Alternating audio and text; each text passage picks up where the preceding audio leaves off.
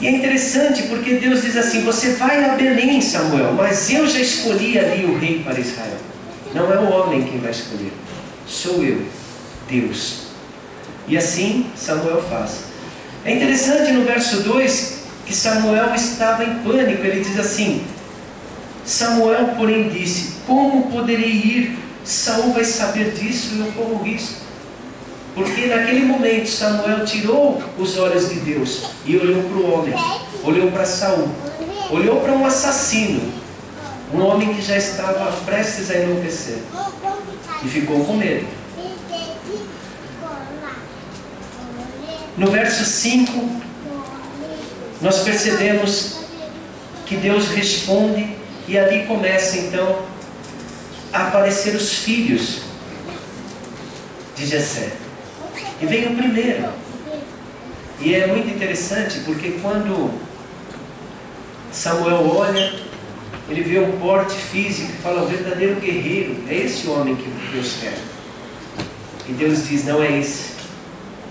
Em seguida vem o outro filho. Deus diz: não é esse. Quando nós chegamos aqui no verso 7, esse verso é muito interessante e para mim é a chave desse capítulo. Porque ele diz assim: o Senhor contudo disse a Samuel: não considere sua aparência nem sua altura, pois eu o rejeitei. O Senhor não vê como o homem vê a aparência, mas o Senhor vê o coração. É muito interessante, igreja, porque isso serve de lição para nós. Como seria bom se nós conseguíssemos enxergar o coração das pessoas e não os rostos. Como seria bom se nós não tivéssemos nossa visão tão limitada em olhar a aparência, as posses, aquilo que simplesmente nós vemos com o olho da carne e do corpo. Mas se nós tivéssemos um olhar como aquele que Samuel teve ao escolher. Como seria bom se nós conseguíssemos enxergar nas pessoas o valor, a dignidade, o que há de bom ali, e não simplesmente aparências. Isso é muito forte, porque nós vivemos, infelizmente, no mundo de aparências, no mundo de valores invertidos, onde o ser muitas vezes deixou de ser importante e hoje o que é importante é o ter. E esse texto mostra isso. Quando nós vamos no verso 11 agora, lá na frente: então perguntou a Jessé: esses são todos os filhos que você tem? Jessé respondeu: ainda tenho caçula. É engraçado porque o texto diz que já havia sido apresentado 7 filhos. E naquela manhã era uma manhã comum, porque um filho de Jessé, o caçula, não estava ali. E isso me traz uma mensagem: quando o homem se esquece, Deus se lembra. Quando alguém se esquece de você, pode ficar tranquilo.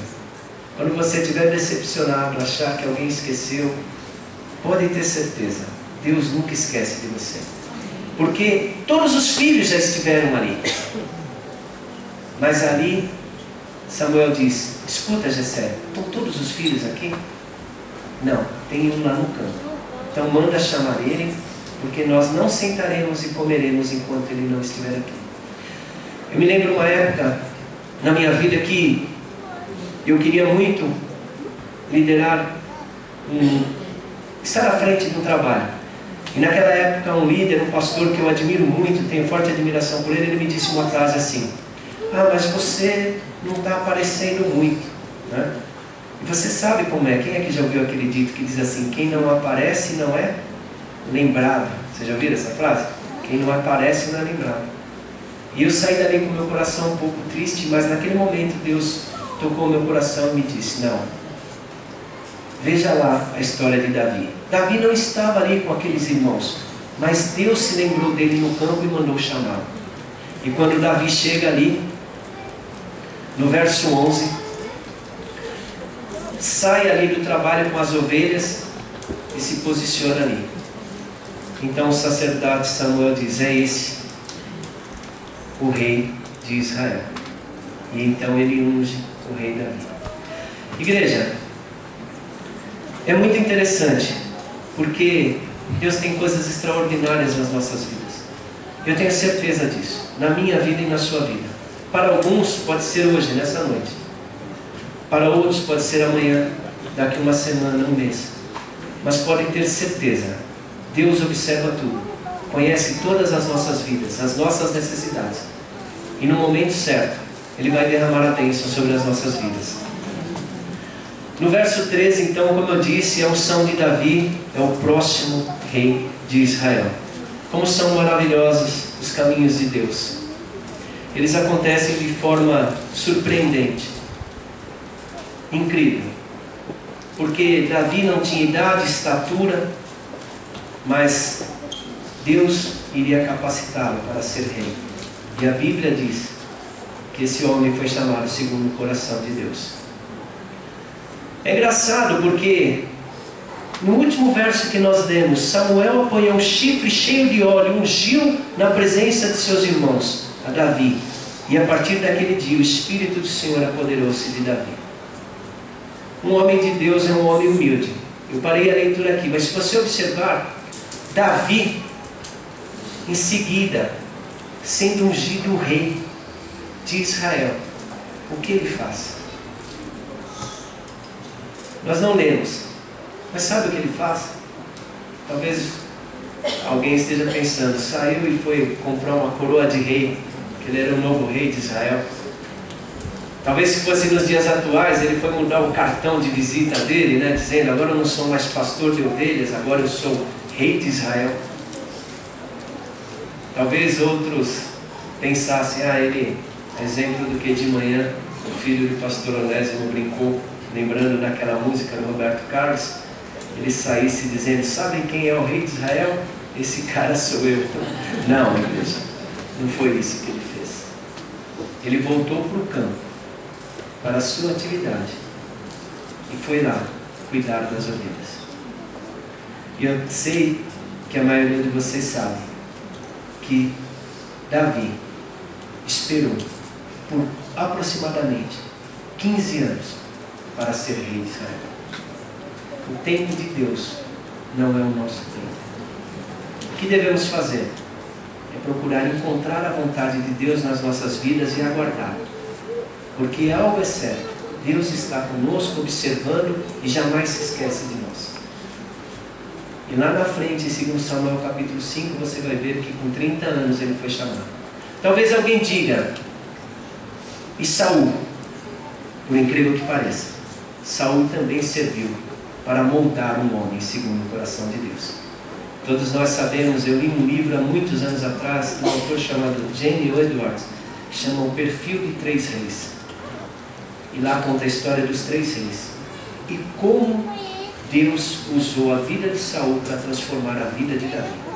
Todos sabem que nesse período, ele inclusive foi escudeiro do rei Saul. Ele tocou harpa e cantou para acalmar a loucura do rei Saul. Ele tocou arca e se desviou das flechas do rei Saul. E muitas vezes nós oramos, Senhor, transforma a situação ao meu redor. Mas a maior transformação, o maior milagre que há em nós, ele ocorre dentro de nós. Muitas vezes as situações existem para que nós sejamos transformados. Lembre-se disso. E quando estiver difícil, estiver apertado, quantos aqui não tem um Saul na sua vida, né? No trabalho, na vizinhança, na escola, às vezes na família, a sogra, não, sogra é bênção, minha esposa está ali, eu amo a minha sogra. Brincadeira, irmãos. Mas muitas vezes, Deus usa também Saul em nossa vida, para nos transformar. Para encerrar aqui, eu gostaria de tirar algumas lições e deixar aí gravado no coração de vocês. A primeira delas é que muitas vezes as soluções de Deus, elas são estranhas. Aquele Jessé estava ali com 7 homens grandes, fortes, valentes. Inclusive o primeiro tinha no seguinte capítulo, ele está do lado do rei Saul lutando contra o gigante. Mas Deus diz, não é isso, eu não vejo assim. os meus olhos veem além. Porque inclusive esse primeiro, que o próprio Samuel acha que é ele não sabe, mas aquele homem, apesar da aparência forte, robusto, um grande guerreiro, ele tem um espírito crítico. Ele inclusive é o irmão que menospreza Davi. Mas Samuel não vê isso, mas Deus vê. E por isso que escolhe Davi.